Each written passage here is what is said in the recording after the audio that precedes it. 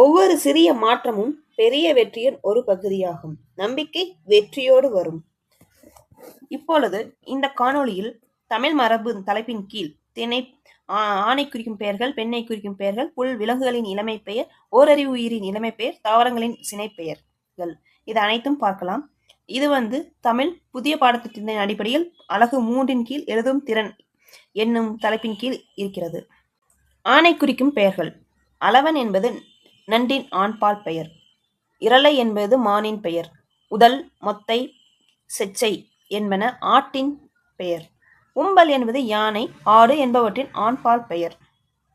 ஏறு என்பது பன்றி, மான், மறை, பசு, எருமை, சுறா ஆகியவற்றின் ஆண்பால் பெயர். ஒருத்தல் என்பது மான், மறை, புலி, கரடி, எருமை, யானை, பன்றி, முதலை என்பவற்றின் ஆண் பெயர். ஓரி என்பது நரி, மூசு என்பவற்றின் ஆண் பெயர். கடுவன் என்பது குரங்கு, பூனை என்பவற்றின் ஆண்பால் பெயர்.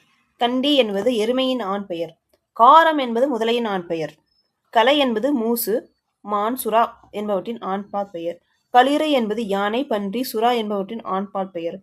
கவரி என்பது மான், எருமை என்பவற்றின் ஆண் பெயர். கிடா என்பது ஆடு, பசு, மான் என்பவற்றின் ஆண் பெயர்.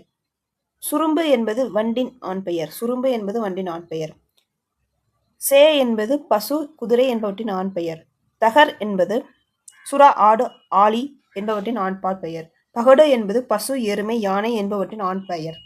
போத்து என்பது பசு, எருமை, புலி, மான், மறை, பன்றி, குதிரை, பூனை, சுறா, ஒத்தி, முதலை, வாரல், வாளை, நாரை, மயில் என்பவற்றின் ஆண்பால் பெயர். மா என்பது குதிரை, பன்றி, யானை என்பவற்றின் ஆண் பெயர். வெர்கு என்பது பூனையின் ஆண் பெயர். அடுத்து பெண்ணை குறிக்கும் பெயர்கள். அலகு என்பது கோழி, கூகை, மயில் என்பவற்றின் பெண்பாற் பெயர். ஆண் என்பன பசு, எருமை, மறை என்பவற்றின் பெண்பாற் பெயர். கடமை என்பது ஆட்டின் பெண்பாற் பெயர். கடமை என்பது ஆட்டின் பெண் பெயர்.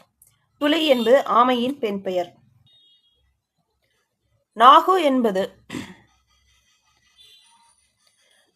என்பது பசு, எருமை, மறை, நந்து என்பனவற்றின் பெண் பெயர். பாட்டு என்பது பன்றி, நாய், நரி என்பவற்றின் பெண் பெயர். பிடி, கரநேறு என்பன யானையின் பெண் பெயர். பிணவல், பினா என்பன பன்றி, மான், நாய் என்பவற்றின் பெயர். பிணவு என்பது புலி, மான், பன்றி என்பவற்றின் பெண் பெயர். பிணை என்பது இது கடைசியா நடந்த குரூப் 4 கொஸ்டின்ல கேட்ட கொஸ்டின். பிணை என்பது புலி, மான், யானை, குதிரை, ஒட்டகம், கழுதை என்பவற்றின் பெண் பெயர். பெட்டை என்பது ஒட்டகம், குதிரை, கழுதை, மறை என்பவற்றின் பெயர். பெட்டை என்பதை பேடை என்பது பேடை, பேடு, பெட்டை என்பன புட்களின் பெயர்கள். புட்கள் என்ன பறவைகளின் பெயர். மந்தி என்பது குரங்கு, மூசு என்பவற்றின் பெயர். முடுவல் என்பது நாயின் பெண் பெயர். மூடு என்பது ஆட்டின் பெண் பெயர். அடுத்து புல் விலங்குகளின் இளமை பெயர். கன்று என்பது யானை, குதிரை, கழுதை, மான், எருமை, மறை, முதலை, பசு, ஒட்டகம் என்பவற்றின் இளமை பெயர் என்பது கன்று. குட்டி எதற்கெல்லாம் வரும் என்றால் கீரிக்குட்டி, பூனைக்குட்டி, எலிக்குட்டி, அணில்குட்டி, தவளைக்குட்டி, பாம்புக்குட்டி, நாவல்குட்டி, நாய்க்குட்டி, பன்றிக்குட்டி, புலிக்குட்டி, முயல்குட்டி, நரிக்குட்டி, குரங்குக்குட்டி என்பவற்றின் இளமை பெயராகும். குருளை என்பது நாய் குருளை, பன்றி குருளை, புலியின் குருளை, முயல், நரி, மூசு, சிங்க குருளை என்பவற்றின் இளமை பெயர். குளவி என்பது யானை, எருமை, மறை, குரங்கு, மூசு என்பவற்றின் இளமை பெயர். நாகு என்பது பசுவின் இளமை பெயர். பரல் என்பது கீரி, பூனை, எலி, அணில், குரங்கு, நாய், பன்றி, முயல், புலி, நரி என்பவற்றின் இளமை பெயர். பார்ப்பு என்பது பருந்து, ஊர்க்குருவி, கிளி, ஆமை, உடும்பு, ஒத்தி, முதலை, பாம்பு, பூனை, குரங்கு என்பவற்றின் இளமை பெயர் பார்ப்பு. குருவி, கிளி ஆகியவற்றின் இளமை பெயர். ஆமை என்பது உடும்பு, ஒத்தி, முதலை, பாம்பு, பூனை ஆகியவற்றின் இளமை பெயர். போதகம், துடியடி, கயமுனி என்பன யானையின் இளமை பெயர். மகவு என்பது குரங்கின் இளமை பெயர். மரி என்பது ஆடு, குதிரை, மான் என்பவற்றின் இளமை பெயர். ஓர் அறிவு உயிரின் இளமை பெயர். இது ஜஸ்ட் ஃபார் ரீட், சும்மா படிச்சுக்கலாம். சட்டம் என்பது புல்லின் இளமை பெயர். பிள்ளை என்பது நெல், புல்லொழிந்த ஒரு உயிரின் இளமை பெயர். குளவி, போந்து என்பன ஓர் உயிரின் இளமை பெயர். கன்று, நாகு என்பன மரங்களின் இளமை பெயர். அடுத்து இலை பெயர். இப்போ தாவரங்களின் சினை பெயர்கள் பார்க்கலாம். அதுல ஃபர்ஸ்டா பார்க்க போறது எது அப்படின்னா இலைப்பெயர்.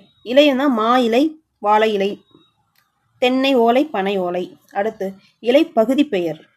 இது ரொம்ப புதுசா இருந்துச்சு. அருவி, இருவி, தாள் என்பன நெல், புல், திணை என்பவற்றின் தாள் வகைகள். அருவி, இருவி, தாள் என்பன நெல், புல், திணை என்பவற்றின் தாள் பெயர். தோகை, குரல் என்பன சோளம், கரும்பு, திணை, வாழை என்பனவற்றின் தாள் பெயர். வை என்பது நெல்லினது தாள். வித்து பெயர். விதை என்பது மிளகாய் விதை, கத்திரி விதை முதலியவற்றில் வரும். அரிசி என்பது மூங்கிலின் வித்து. அரிசி என்பது மூங்கிலின் வித்து. கால், பரல் என்பன காஞ்சிரம், ஈந்து முதலியவற்றின் வித்து. கால், பரல் என்பன காஞ்சிரம், ஈந்து முதலியவற்றின் வித்து. மணி என்பது திணையின் வித்து. முத்து என்பது ஆமணக்கு, மாதுளை என்பவற்றின் வித்து. கொட்டை என்பது மாங்கொட்டை, பலாக்கொட்டை, தாமரை கொட்டை, ஆமணக்கு முதலியவற்றின் வருவது வித்து. ஒகுடு ஆமணக்கு முதலியவற்றின் வித்து. உள்ளீட்டு பெயர்கள். உள்ளீட்டு பெயர்கள்னு பார்த்தா அரிசி என்பது நெல், திணை முதலியவற்றின் உள்ளீடு. நெல்லுக்கு உள்ளே இருக்கிறது அரிசி, அது மாதிரி தான் அரிசி. அந்த உள்ளீட்டு பெயர்னா உள்ளே இருக்கிறது, தோலுக்கு உள்ளே இருக்கிறது. சதை என்பது வாழை, மா என்பவற்றின் உள்ளீடு சதை. சுளை என்பது பலா சுளை, தோடை சுளை என்பவற்றின் உள்ளீடு. சோறு என்பது முருங்கை, கற்றாழை என்பவற்றின் உள்ளீடு. பருப்பு அவரை பருப்பு, துவரப்பருப்பு, பயிறு வகை பருப்புலாம் சொல்லுவோம். கடலை, வாதுமை என்பவற்றின் உள்ளீடு. இளங்காயின் பெயர்கள். பிஞ்சு என்பது மா, பலா முதலியவற்றின் இளங்காய் தான் பிஞ்சு.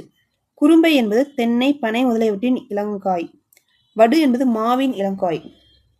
அடுத்து குலையின் பெயர். குலை என்பது காந்தல், முந்திரி, ஈந்து என்பவற்றின் குலை. இதெல்லாம் குலைக்கு வரும். கொத்து என்பது மா, புலி முதலியவற்றின் குலை கொத்து. கதிர் என்பது நெல்லை, திணை, நெல். கதிர் என்பது நெல், திணை, வரகு, சோளம் முதலியவற்றின் குலை கதிர். குரல் என்பது நெல், திணை, வரகு, புல் முதலியவற்றின் குலை. இதே போன்ற அடுத்த வீடியோவில் சந்திப்போம். நன்றி, வணக்கம். கண்டிப்பாக சப்ஸ்கிரைப் பண்ணிடுங்க.